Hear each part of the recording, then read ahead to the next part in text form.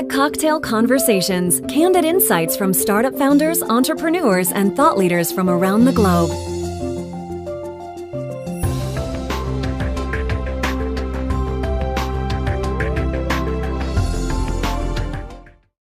So we started 2 years ago, January 2011. We have about 130 companies in the accelerator. We're based in San Francisco. It's about just shy of 600 people, so it's quite a big technology accelerator. The only people we allow in there are technology companies, and I think that's our sort of difference, is that we're purely focused on tech.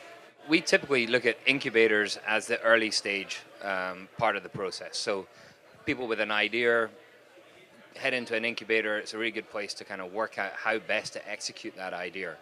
Companies to get into RocketSpace, which we define as an accelerator, they need to know what they're doing for the idea. Our job is, they know where they're going. Our job is to help them get there faster. So it really is acceleration of their business plan, not so much around the kind of working out what the best business plan is. Yeah. And then co-working is really quite different altogether. Co-working is a kind of office as a service business model, and they all have their own flavors, whether it's for companies for social good or companies for technology or so forth. But most of them are just trying to create a bit of community in the office space rather than taking an office on your own.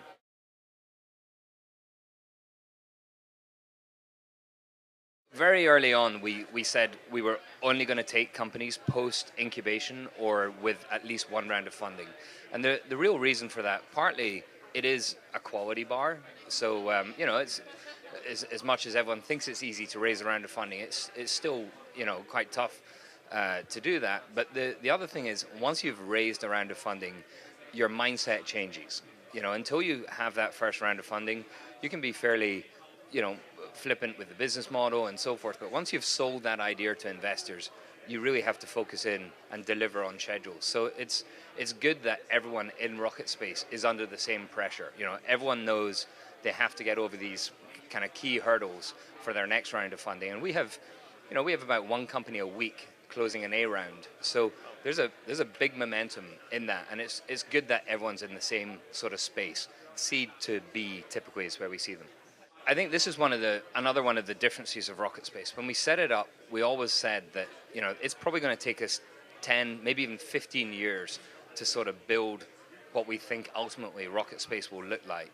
So we're trying to create the ultimate environment for technology companies to thrive in.